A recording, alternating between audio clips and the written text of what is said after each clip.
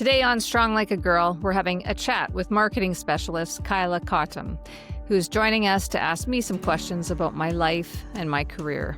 I met Kyla in the kitchen of her client, Elizabeth Cancade, with Living Simply Kitchen, when I was picking up some pre-ordered meal solutions. After a brief introduction and a very good handshake, I gifted her with some Strong Like a Girl stickers and said, I think I might need your help someday soon. So about a month or so later, we started working together on all things strong, as we like to say. The marketing for Strong Like a Girl is evidence of Kyla's talent. She is the founder of Ridge Marketing and Strategy, a fractional marketing agency that embeds directly into businesses as their trusted marketing partner. With 15 years of experience across the ski industry, hospitality, tourism, startups, construction, and now, of course, podcasts, Kyla blends creative vision with clear strategic direction. She's known for stepping into teams seamlessly, which I can absolutely attest to, bringing structure, clarity, and momentum to their marketing. When she's not supporting clients, you can find her outdoors with her husband and 2 daughters, biking, hiking, and skiing across Manitoba and the mountains. Welcome to Strong Like a Girl, Kyla. Thank you, Tanya. What an intro. Whew, blushing. Well earned. Yeah. Thank you. It's been a I pleasure. definitely remember meeting you that day too, and I remember going back and looking at your resume, and I was like, "Why? How is she in Brandon?" Well, there's, life takes you a lot of places, right? And so you and I met in July or August, and I do feel like I've known you for a lot longer than 3 months, but we seem to share a fever and a work ethic, I think, which makes us a good team. It's certainly been a pleasure working alongside of you these last few months, and I think, we've had quite a few conversations about my career and my life, and what are you doing in Brandon, Manitoba? And I think you had some great questions for me, so we thought we'd have this chat today and see kind of where it ends up. But just before I hand you the ball, tell me, what do you love about marketing? Oh gosh, it's such an opportunity to be creative and think about different things in different ways. And as you attested or alluded to, my career, I've worked in many different areas, and everywhere it presents a different challenge, a different way to look at things, to think of things.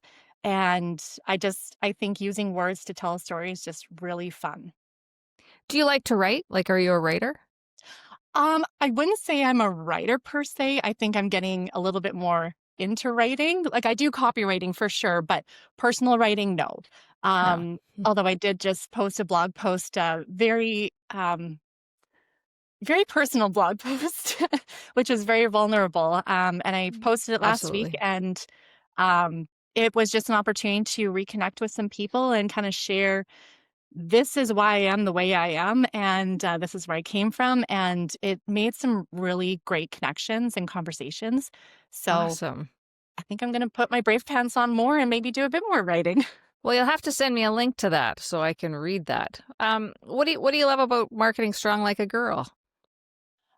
Sharing the stories. The Yeah. stories of your guests have been so powerful so far and so different. And I mean, at the end of the day, we're all human, but we have such incredible stories that shape us. And it's how we face adversity and just how we get there. And I think sharing the stories, it's building a connection, it's building a community, and it's bringing people together that Yep. um, maybe didn't know that they could be together.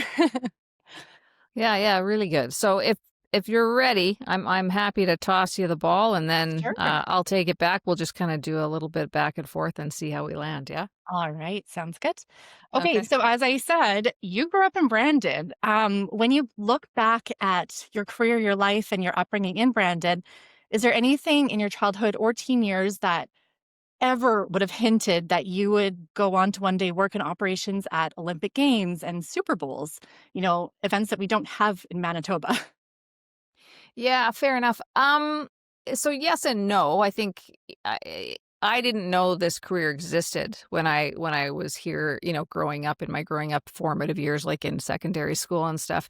But I had an acumen for organization. So like we used to call it junior high. Now it's called middle years. I was the social convener. And so, did sports tournaments and things like that, the scheduling and the organization and dances and all those kinds of things, which I seemed to just come by naturally. It just seemed like a very easy fit for me, intramurals and those kinds of things. And I have a deep love of sport, so I think Mhm. that ties in well. Um, yeah, and I just played sports and those kinds of things. But it's when I got a job here in 1995 with the 1997 Canada Summer Games.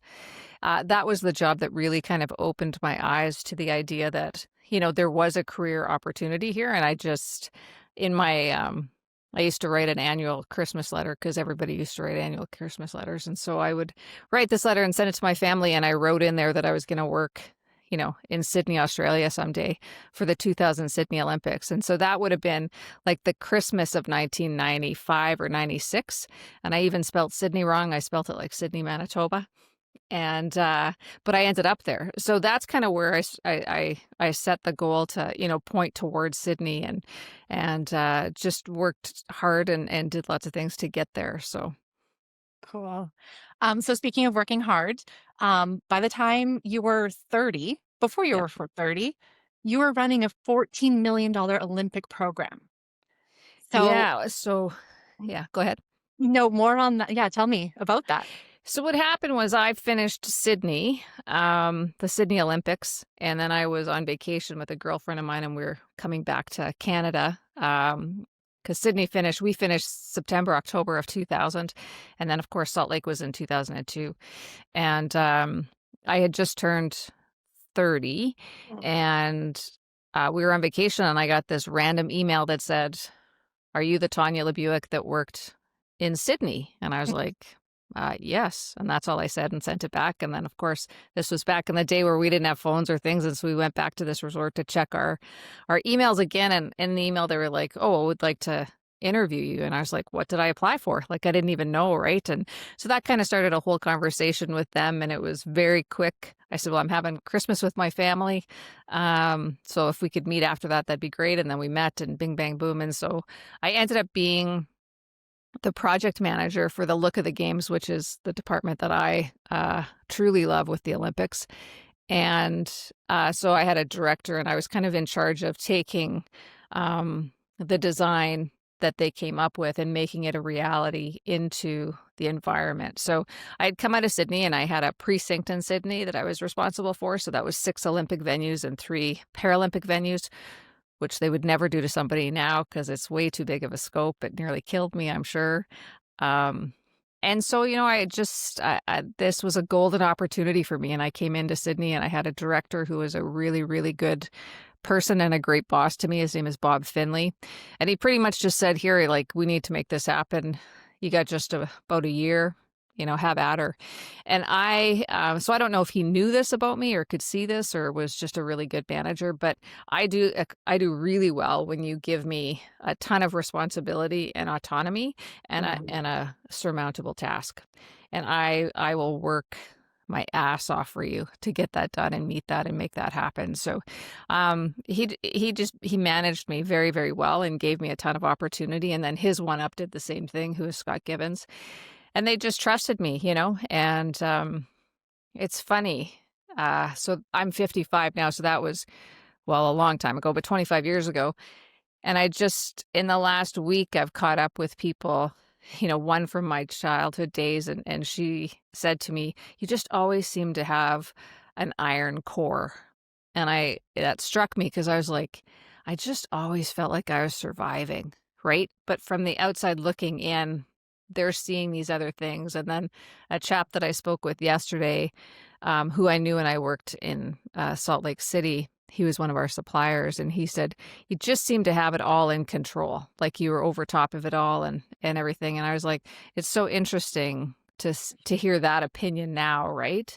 Because I would love to have some of that kind of chutzpah back that I had when I was 30, because I just went after it all, right? And so I think, yeah, how did I end up there? I worked really, really hard, and people, um, like, I'm very reliable, so I think that plays in my favor, and they gave me a shot and I delivered. So Nice. yeah, and loved Cool. it, loved it. Yeah, I can tell just, Yeah. yeah, a lot of excitement about talking about it.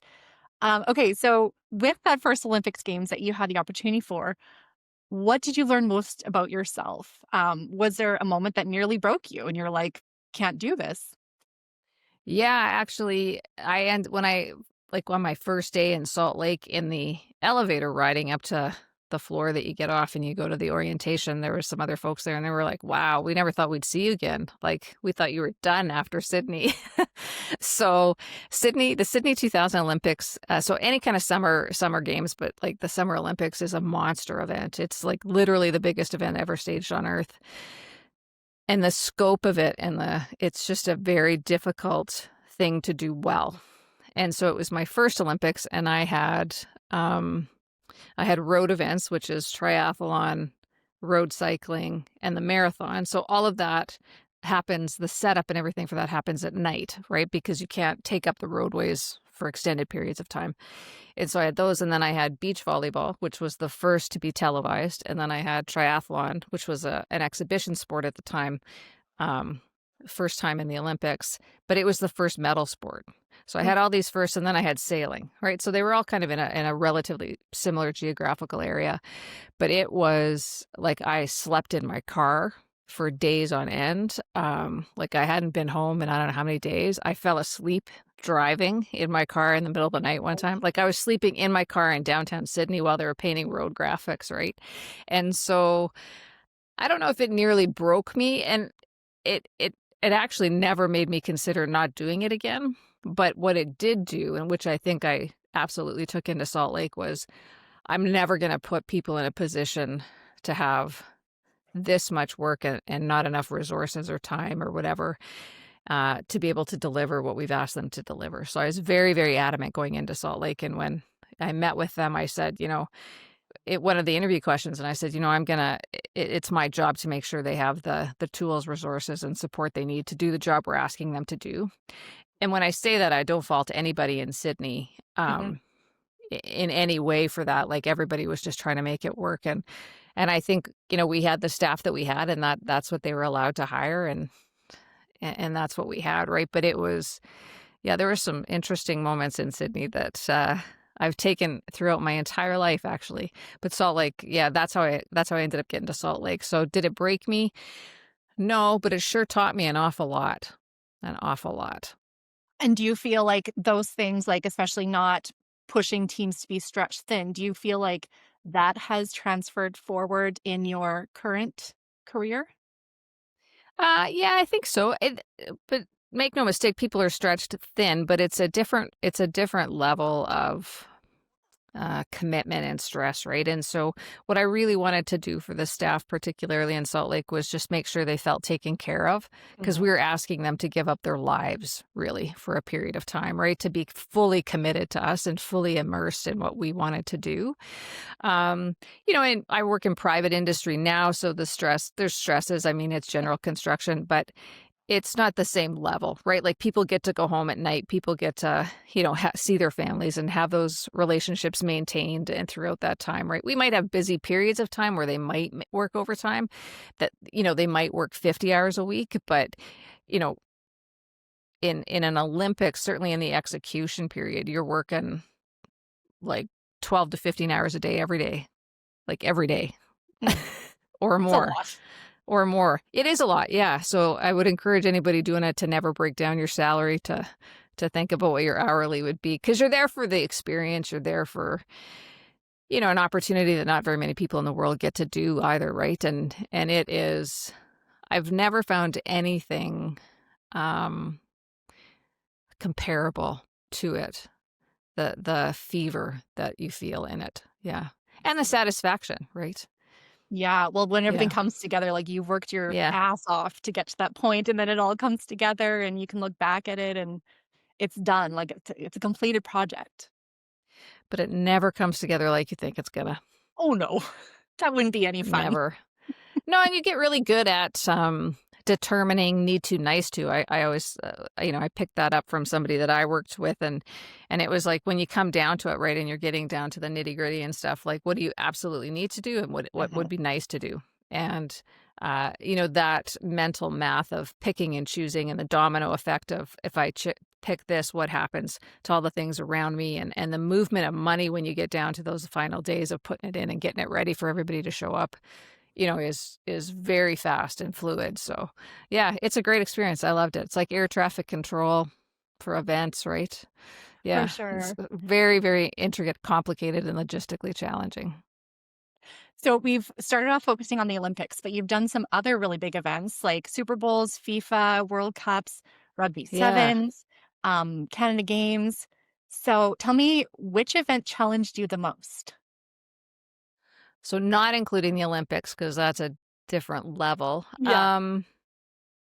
Out of all those, I would probably say the FIFA Women's World Cup, 2015 in Canada. So I did the 14 with them and then I did the 15, and it challenged me in different ways.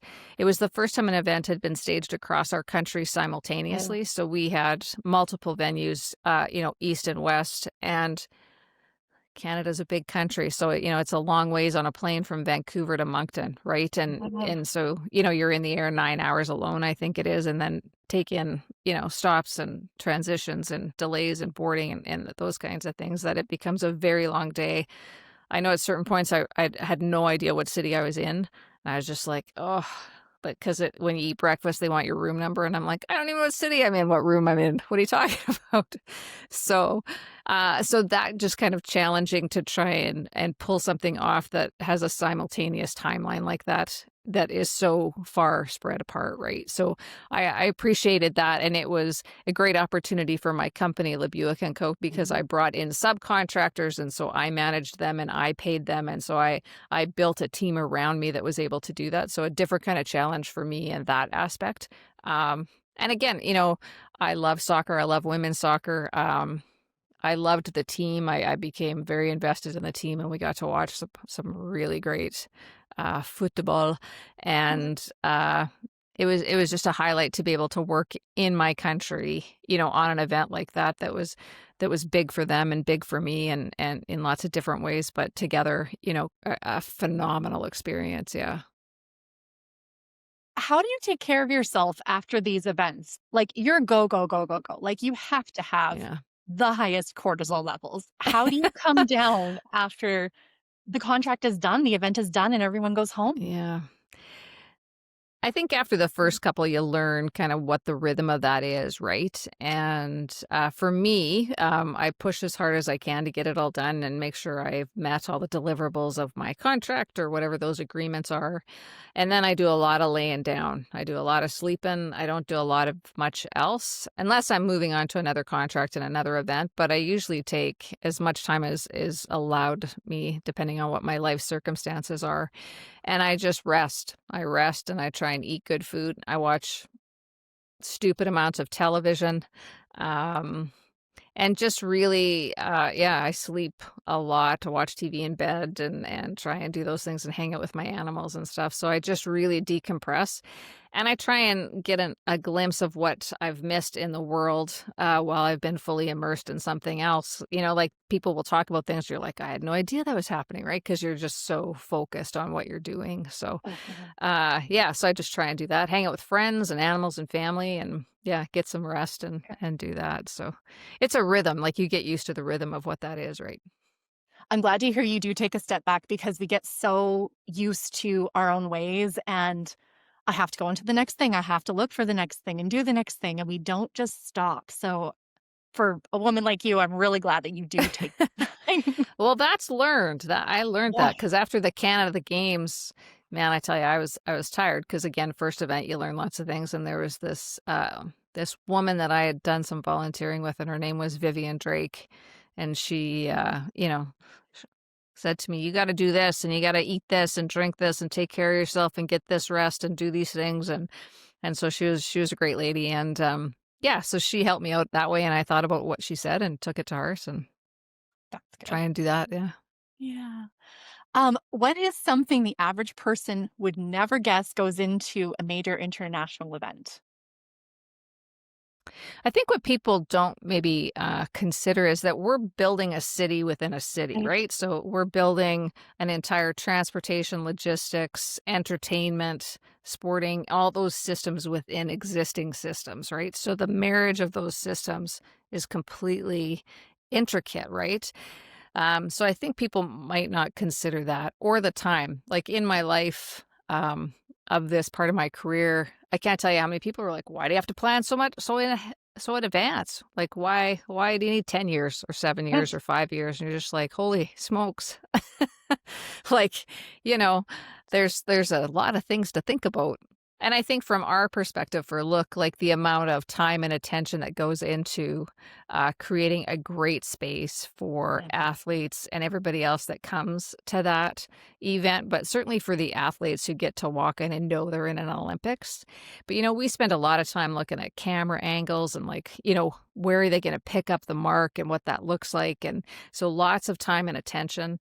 And even in Salt Lake, we were snow blowing snow off the top of the ski jump, which is not a super easy thing to do. No. But just because of the visual, it was blocking part of the visual of something, right? So we wanted to make sure it was clear. So we're up there. So all those kinds of care and attention that people provide for all the different things. Like everybody really has, the mission of doing the best job they can do and giving the athletes the best experience they can have. Because, these people work Yeah. so hard, and the level of dedication and the level of things they give up in order to have these opportunities. You just want them to have the time of their life. Well, and be recognized and like honored for the hard work they've done. Yeah, Oh, yeah, yeah. absolutely. So your company has touched so many events and so many major projects. What would you say is the boldest decision that you've made with LaBuick and Co? Probably to take on large clients like FIFA, so LaBuick and Co. works like a general contractor for construction. So it's me. And then depending on what the scope of the work is, I bring other people in with their expertise, right? Whatever that project demands or whatever the scope looks like for that. So for me to take on the FIFA, and work at that level, there's some angst and I just remember so in the Men's World Cup was happening obviously in 2014, and Adidas is the official ball sponsor, and I think they sold 14 million soccer balls in the month of July, right? And you think about that reach that FIFA has, and 14 million soccer balls in 1 month. And those aren't game balls. Yeah. Those are just balls for merchandise that people sell, right? And the money that they would take from that and those kinds of things. And so anytime I would get super overwhelmed and frustrated or whatever, I would just go 14 million soccer balls, 14 million soccer balls, 14 million soccer balls, and just remind myself that I'm part of something quite fantastic, right? And the amount of grassroots work that FIFA does and things like that I really wanted to be able to be part of that whole scene. And so kind of talk myself off the cliff a bit. But, like if something goes sideways, there's me, and then there's me, and then there's FIFA, which is Yeah. considerably bigger than me. So lots of risk, right? Even with Soccer Canada. So as a small independent kind of boutique firm, yeah, so lots of risk. So that was, that one was a little bit daunting. So in saying that, like you took this big leap, what would you say is like your favorite size event or like favorite organization to work with, I guess, from your resume? From my resume? Yeah. I enjoy the single sport event like FIFA, but I love the Olympics. I love the idea of the Olympics. I love the celebration of human effort, right? Mm. And it just like the way the athletes commit is fascinating to me, and I have such respect for anybody who can pour into their lives in that way to be able to do that. I remember in Rio, people were like, well, because the water was not in great shape, and people were like, why would they swim in poopy water? Yeah. And I'm like, well, like, of course they're going to swim in poopy. Well, like, they've just spent 10, 15 years of their life dedicated to something, and like, this is not going to get in their way, right? Yeah. Like, they're going to do whatever. And so that kind of commitment and celebration of just human effort to me is fascinating. I love to be part of it. And I love the work with the Olympics. I love the chess game, right? Mhm. And the dominoes of you move this and what happens. And, the greatest part of the Olympics is I just have friends all over the world now, and I've learned so much about myself and the world through all of these other voices that I've had the opportunity to encounter and work with, and, um, yeah, it's just been extraordinary. I wouldn't give it away for anything. Nothing. So you've done these major events, and I think that's really surprising to a lot of people in Brandon Yeah. specifically. Like, how did you get there? But now your career has pivoted into commercial construction. So let's talk about how that happened. So with LaBuick and Co, I came, and it was based here. It's always been based kind of out of Brandon, Manitoba, Canada. And I did a lot of smaller projects. Like I did something for the city of Brandon, and then I would do strategic plans for, Sutton Harrison Realty and some other folks like that in town, and kind of cutting my teeth that way locally. Oh, And I did some work for a company called Crane Steel Structures and project management training for their team. And then a friend of mine had started a company with Crane, and they needed some help. They started very quickly, kind of out of the gate, had lots of work, and not much of an administrative kind of foundation set up, because again, they just were moving very quickly. So my dad had just been critically injured, and I felt very strongly that I needed to be here and close to my family and stop traveling as much for work. And this opportunity came up, and so I did that with them, and I said, let's do a 6-month contract and kind of see where we land. And I think I did 2 days a week or something like that, and help recruit in some staff for them, some administrative staff, and, take a look at things and kind of level it out and put some processes and an employee manual and like all of those kinds of things in place. And, at the close of that, they had a partner that wanted to leave and was getting out of the businesses, and so it just seemed like a good fit to have me join. And I thought, well, I've never run construction companies before. What the heck, right? So it's CW2 Construction and Design and Guardian Fencing, and so Guardian Fencing is quite a bit smaller than CW2 has become, but an extraordinary challenge. But again, we have such good people, and like from the field crew all the way up through the office, and just we're really, really lucky with the quality of people that we seem to be able to recruit and recruit and retain. Um, yeah, we're just really lucky with that, and it's a pleasure to work alongside of them. spoken like a true leader. Yeah, they're good people. Yeah.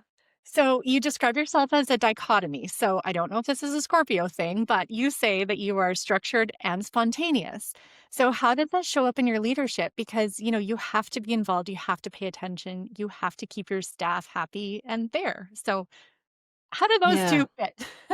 Well, it's kind of funny. I don't know that I would be spontaneous in the way that everybody thinks of spontaneity. Like I'm probably not a person that just goes, "Let's go to Minot for the weekend," without some heavy planning, right? But spontaneity for me shows up in decision making and being able to turn left very quickly if we need to, right? So in a leadership position, I'm very structured. I'm very linear thinking. I like plans. I make a lot of lists. I live by a journal that I write everything down, and I stroke things off, and that kind of thing. And I like processes that everybody subscribes to and people follow, and those kinds of things. And the spontaneity is just the ability to adapt and be malleable and move quickly if the situation demands that, and take the leadership role and help my team move that way as well, right? So that's where the spontaneity would come in, I think, in terms of leadership and work environment, for sure. Yeah. Yeah. Now, Yeah. is that stuff that you have learned through your career? Or, you know, would 20-year-old Tanya doing her first big events, would spontaneity look a little bit different for you? Oh, I think so. But I'll tell you, I was pretty ballsy. Like I would have, like I would try anything. Sure. Like my sister would tell you, that I was a risk taker, which I was, but I would tell you I was a calculated risk taker. But I was very willing to try things and do things differently. But the spontaneity, I think, grew as my career grew and as I gained responsibility. Certainly responsibility for other people in your charge. I think I take that. Well, I know I take that very, very seriously, and their care and comfort and their ability again just to do the job we've asked them to do is super important to me. So that's front of mind all the time. So, yeah, no, I don't know. I think I've become a better leader certainly than I would have been at 20. I think I was just figuring it out, but probably lacked some filters back then, I would think. Not that I What's the have a lot filter? now, but yeah. Yeah. What's the filter? Yeah. So you've also chaired boards, you've built committees, and you've supported policy work and been recognized provincially for community impact. Why is giving back such a core part of your leadership? Well, I think it's important to be a good citizen where you live, right? I mean, as a business owner in Brandon, um, we make our living from this community in this province, and I think it's important that we put back into it at the same kind of level, that we're able to survive and help other people survive off that, right? And so just a core belief that a good community doesn't just happen. You have to contribute in different ways in order to be able to support it and hold it up. And Brandon's been good to me in a lot of ways, right? They've given me a lot of shots. Like, I mean, the Canada Games, I applied 10 times, got one interview, placed second in the interview, and they were just like, well, she's local, so we'll give her a shot, right? And that really launched me into, a substantial career that I have loved, right? I believe that, and I've gained so many skills from volunteering and met so many people and gotten jobs from it, and all different kinds of things like that. It has certainly given me more than I gave it. And my mom was a volunteer. My mom, like I remember for the Canada Games that were here in '79, my mom was volunteering at I'm sure it was the figure skating venue because Diana Mayo Jabowski was there. And I was like just in awe of her, right, and watching her skate. And I just remember seeing, being part of that with her and thinking, this is really cool, right? But my mom is a constant volunteer even now in her retirement. So I think, a good example that way as well. Yeah. But And when I I think when I graduated from university, I took a course called the Job Club, which sounds crazy, but it was probably one of the best things I did. And they said there that, you need extra skills and experience, volunteer, because there wasn't a lot of work when I graduated from university. So I volunteered to get experience. I think you get such a front row seat to everything that you're involved in as a volunteer, and it's experiences that people just don't get usually. Yeah. So I think it's such a great thing. Do you see volunteerism kind of dwindling in this day and age? Like, is it hard to get volunteers? Well, I haven't worked in anything that I've needed to recruit great numbers of volunteers, but I do know our service clubs and other things like that, there's just not the folks stepping up to kind of support the system that we have of culture, the community culture and all the different things that we have. But there's lots of people still involved in like community centers and things like that. But it doesn't seem to be a thing that people do the same way they did when I was coming up or even in my mom's era.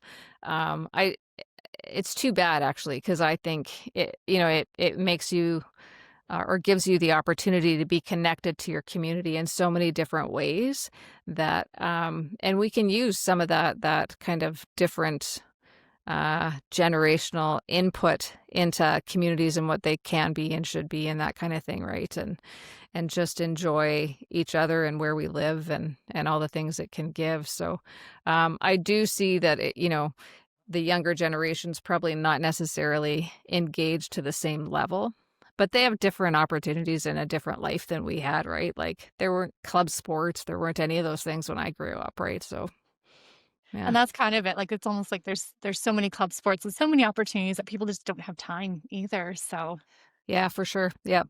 And yeah. some people, their kids are playing on teams in Winnipeg and stuff, and so just the travel time alone, right? And God help you if you're involved in hockey. I mean, they're just driving all over the bloody province all the time, right? Yeah. Yeah. So No, thank you. yeah, I do think it's important. I would encourage anybody to give it a shot and try. I do know that Brandon's pretty famous for volunteers, and anytime there's a sporting event like the World Curling and like the Memorial Cup, I'm pretty sure they had to beat people away with a stick that wanted to volunteer. I think everybody stands up pretty quick for those kinds of things around here. So you always come back to Brandon. And I know that that's kind of the slogan is Brandon brings you back. And I was away for 20 years and I'm somewhat back. So Brandon brings you back. Yeah. Have any of these roles that you've had on the global stage, have they really shown you the importance of rural communities and, women in leadership in these areas and, just what makes Brandon special? Well, my parents live here, so that was an important. I mean, this is where I had free lodging in between contracts of and countries, right? I mean, that's the truth. I mean, I bunked in with people in Winnipeg here and there, but at the end of the day, my parents were here, and if I was away somewhere in the world and hadn't seen them, this is where I would come to see them. Brandon certainly taught me that it's nice to take 8 minutes to get somewhere instead of 80. Right? Like I lived in cities where I was a good hour and a half away from where I worked, so lots of time in cars driving around and yeah, on the phone for sure. So I appreciate that about Brandon. Brandon's a little bit like Hotel California. Like once you're in, it's really hard to get out. I think everybody keeps coming back for a variety of reasons. I like the lifestyle I can have here. I live by the river, so I appreciate that. I do wish we had a bigger airport with more connections, but maybe in time that'll come. But I have a nice life here, so I appreciate the ability to have a home and other things like that. And what was your question about women in leadership? What have these roles taught you about women in leadership and the importance of having women in leadership? Well, I think, it's like anything, right? If you look at sports and athletes, it's important for kids to see someone that looks like them, in those so that they can understand that they can be that person, right? And there's a path for them to get there. So I think same thing with women in leadership. If other younger women are interested or girls even look at something and go, hey, maybe I can do that, right? So I think it's imperative for the health of our society to showcase women in strong leadership roles where other people can then see themselves and then maybe follow similar pathways. Um, I never considered too much my gender in lots of ways until I got older. When I was younger and traveling countries, not that I wasn't, people would call you a sweetheart and in meetings like that, or if there wasn't a chair off you their lap and, all kind of bullshit like that they do that they think is funny. And it really just kind of feels demeaning, to be Mhm. honest. But I never considered it too much because lots of the roles I was in, like in Sydney, my boss was a woman, right? And lots of women in leadership at Salt Lake for the 2002 Olympics. So it just seemed like, yeah, like we were just there to do a job. And like I don't remember in those environments being treated differently than anybody else because everybody's just hustling. There's not a lot of time for crap and anything else. Like we got a timeline, let's go, right? And so I appreciate that about it as well. So it really started to show up for me when I came back and started to work in more corporate environments, private, public institutions where, you're just kind of like, oh, did you just speak to me like that? Like it was so some of it was a little bit shocking, to be honest, that I wasn't used to my gender mattering as much as it did until I came back to a small rural place. Yeah, so Interesting. interesting for sure. Yeah, Yeah. Well, and I kind of like that, in all of your other event experiences, that things have been too fast to get caught up in the bullshit. Like, yeah. we're here to do a job, stay focused. That sounds like a dream job for me. Like things happen and there's Yeah. tons of conflict. There's tons of conflict, right? But there's really not a lot of time for the other things Uh-huh. because if you're spending time on that, um, you're not gonna you're not gonna be able to do your job. And I think also like, the ones I've worked in, very team focused, right? So if you're an outlier, if you're not playing as part of the team, not carrying your load, not trying, not whatever, like they will sniff you out in a heartbeat, right? And then, there's consequences for that kind of behavior if you're not gonna play ball and help us, right?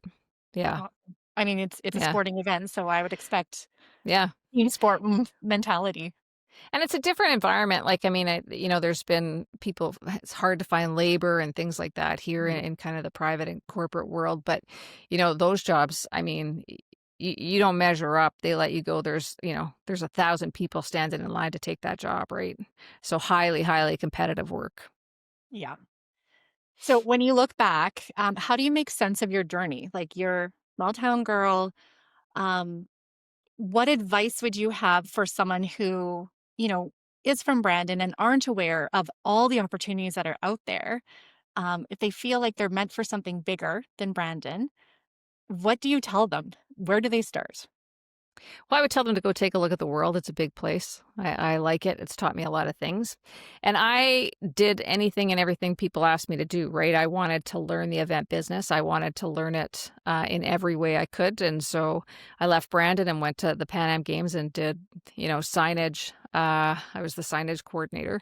And I ended up spending time with, the transit department making signage and understanding different colors for reflectivity on highways and, sizing and all these different kinds of things. Like I didn't have a hot clue about that, right? So just an opportunity to learn. I was a complete sponge on so many different things that it made me valuable in lots of ways, right? And so for young people, I would say, take a look, there's lots of different things, and I would apply for everything. Like I wasn't the woman that I had to be 100% qualified to apply. Mhm. I had apply. If I liked the job, I thought, well, what the heck, I'll learn it as I go. And so that's how I got jobs too. That's how I got up north to do the Arctic Winter Games, right? I sent out, I don't know, 20 applications to various games all over the place, and that they picked me up, and I took a lot of chances. And I had some really, really great mentors and people who were like, you got to look at what's the worst thing that can happen and just walk this through, right? And so I worked hard, kept my nose relatively clean, and and the quality of my work was super important to me. So, and I was reliable. I didn't call in sick all the time. They could count on me. They knew that if they hired me, I was going to get the job done and I was going to do it to the best of my ability. What does strong like a girl mean in your story? Well, I think for me, it means just the continual evolution of learning who I am. I'm in my mid 50s, and I'm just now discovering, or coming to understand, I guess, how afraid I've been in so many different ways, and, and just operated from that space, right? And learning to kind of let go of that. I'm not super great at being vulnerable, or not that I won't ask for help professionally if I need it, but as personally, if I need personal help, I have a very difficult time opening that door. And it's not that I don't have good people in my life. It's just that I've been so disappointed by people that I have opened that door to that I just was a hard no, right? And so learning to move through that, I think, is elevating me. And this podcast, this opportunity with women, meeting women like you and the guests we've had, has just been absolutely extraordinary. And the feedback has been so good. And I'm in a very stormy period in my life right now. And so this has been my North Star. Yeah. So to me, strong like a girl is all the women, I guess, that I've collected over the years, and all of their attitudes and everything else, and us coming together and rising up. Yeah. Love it. Great answer. Oh, good. I have kind of a closing thing. So as you know, Kyla, we do an ending rapid fire, and I've already done that in the first episode. So we will throw it back to you. So what is your favorite word? Kindness. What is your least favorite word? The C word, and I won't say it Yeah. because I can't. I'm with you. I don't like that one at all. Yep. What turns you on? Kindness and empathy. What turns you off? Ego. What sound or noise do you love? Oh, a stream, like water moving in the mountains, like you're out in nature, anywhere in nature, moving stream.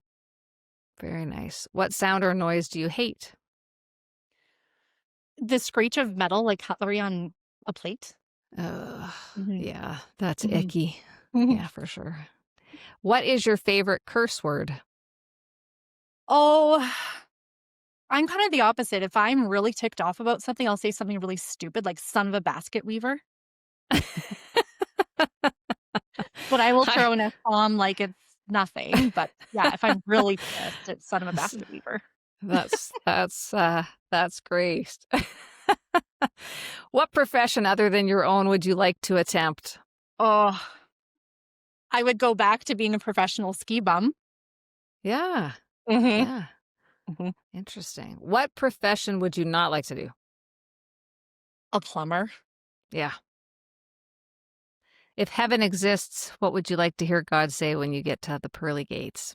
Oh, she's over there Ah, for my mom. indeed. Yeah, yeah, indeed. What does strong like a girl mean about you?